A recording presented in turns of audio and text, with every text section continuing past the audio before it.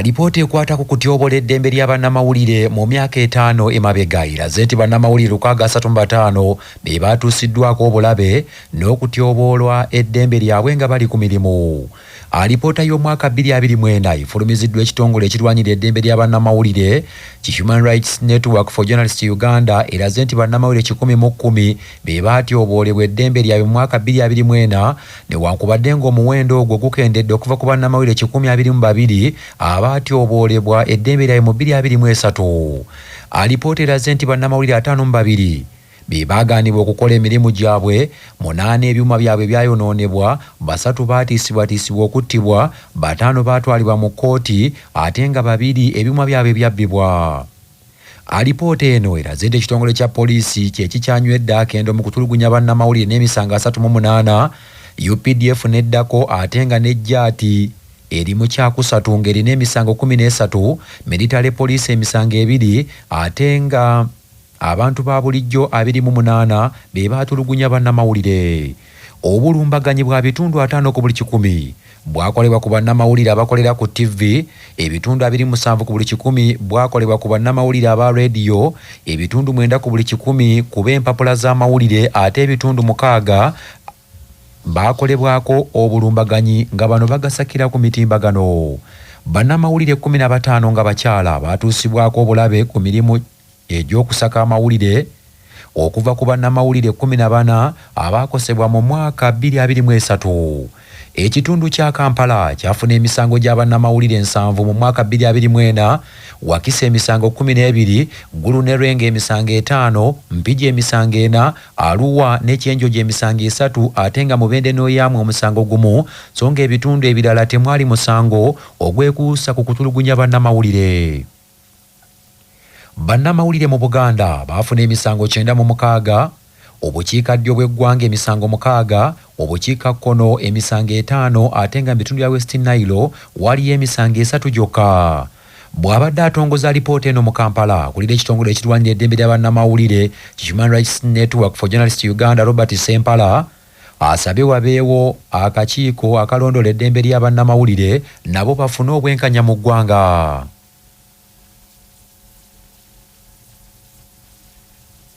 Ekitongole kya poliisi ky'amagye nakyo kibadde kyakubiri ebikolongano byeyongera n'abantu ba bulijjo communities omuli ba security guard omuli abakozesa omuli ba bodyguards nga bakuba abamawulire n'obajjako ebintu byabwe ate n'abajaati. Jaati kitongole kirwanyisa butujju naye twewuunya wano okulaba nga kirina emisango mingi egitiddwa ku bannamawulire egyenkana emisango 13. Egyo emisango giba mingi nnyo era tulina okutya era nga twakalaba ebibadde Kawempe. Ebyakawempe si bye twogerako kuba guno omwaka mukadde naye okuba nti emisango giwera 13 kintu kinene kyennyamiza nnyo ddala. Muna abakulembeze ab'enjawulo abazze era beetaba mu kutyobola eddembe lya bannamawulire ne military poliisi emisango gyo gikendedde naye era nayo ekyalimu mu abo abatulugunya eddembe lya bannamawulire. Margaret Sekajjanga, memba ku kitongole kya Human Rights Network for Journalists Uganda, agambye nti okutulugunyizibwa kwa bannamawulire abakyala singa kweyongera, bannamawulire abakyala bangi boolekedde okusuulawo omulimu ogwo bagezeeko ebirala. Tulina okuyigiriza ebitongole byaffe ebikuumi by'eddembe nti abakyala nabo balina okuyisibwa ate mu ngeri esinga kwegana n'abasajja nabo babayise bulungi naye engeri eyisibwamu obulungi bayise bulungi olw'embeera zaabwe nga bba abakyala naye okubambula okubasikamu n'obasanga ng'engoye zonna bazibajjeemu kityobola eddembe lyabwe. Bannamawulire nga bakulembeddwamu Ivan Kimuli Kigozi bennyamivu olw'engeri ebitongole ebikuuma ddembe gye beenyigira mu kutyobola eddembe lya bannamawulire ne basaba wabeewo ekikolebwa. Eddembe lya munnamawulire linga ddembe lya kulya bw'omma omuntu emmere oba ozizza gwa naggomola naffe otukubanga nga tugenda okukola omulimu gwaffe oba otyoboola eddembe ly'obuntu oba fundamental human right emanyiddwa mu nsi yonna. So nkubiriza ebitongole by'okwerinda byonna nti buli bw'okuba munnamawulire oba okuba ggwanga kuba munnamawulire yakulemberamu enkulaakulana y'eggwanga. Eggwanga lyonna litawa kitiibwa eddembe lya bannamawulire liba lirwanyisa nkulaakulana y'abantu bonna.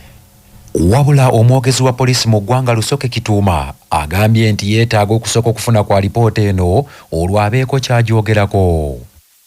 Manya obuvuna obuddo obw'eddembe lyo tonyigirizibwa ddembe lyo ery'obwebange ddembe lyakukyusibwako Baluswata Property Consultants batunda ettaka ku nguudo zonna eziyingira n'okufuluma ekibuga va mu by'ettaka lyakulukuta ennyumba ya kyama basange ku ofiisi yaabwe ekyengera opposite Orange City essimu 0704 80 1905. Kooti erina obuyinza okuyimiriza kampuni efulumya omukka ogwonoona obutonde bw'ensi nga munnamateeka Magirani Kazibwe bw'annyonnyola.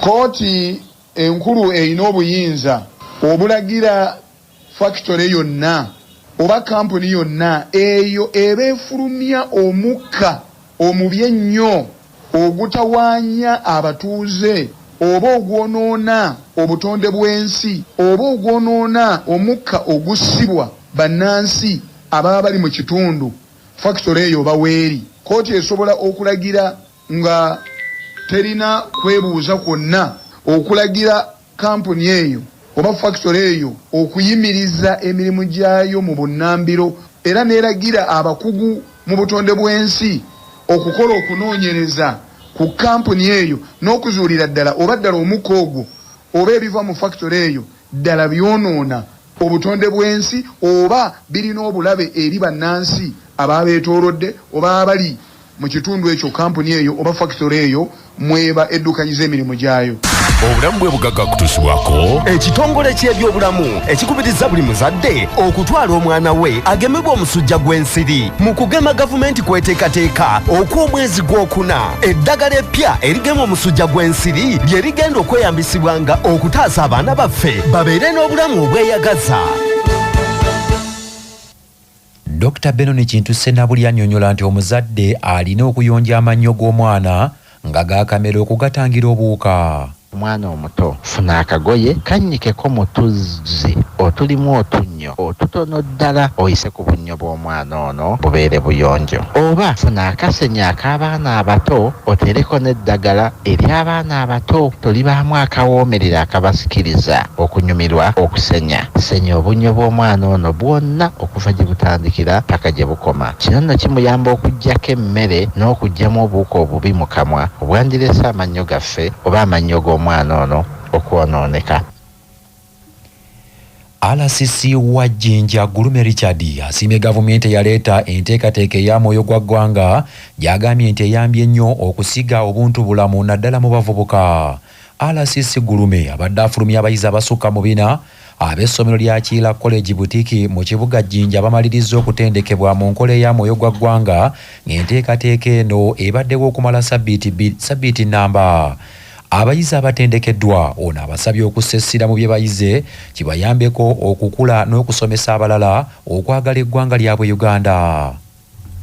Abaana engeri batikufu ebisa kwenda eggwanga lyabwe kwenda beene kwenda abazaire baabwe kwenda amasomero gaabwe. Ebiseera ebyo nga ffe tune kalikuleti w'amasomero mwawulyanga strike eningi mu masomero ng'abaana olw'ekigambo discipline kyali kizibu nnyo. Aye patu tunerese mu discipline baana baife mu masomero n'abaana okwenda amasomero gaabwe n'okwenda bye bakola. Kale ndowooza nti guno mulama mulungi nnyo tuteeka okusapootingibwa ife twena mu Uganda baana ddala tugema ku baana abato. Omukulu w'essomero lino Moses Ssemwanga asabye gavumenti ebongere ebikozesebwa babangule abaana b'eggwanga. The need is the support. Sometimes we may not have information, but where we have information, we do it. So we shall request for more visits from your team, and we know exactly what we are supposed to do. These boys, I know patriotism means discipline, and it's part of our motto, and hard work. After this training, I want to thank the team that has trained them. I expect that we are going to have a team that is disciplined, as you have, even better than you've been, okay? Am I right? He said, yes, sir. What the Patriot does, yeah? I did your training way back in 1992 in a single meter training school. So you may think I'm one amateur. No, I've been there.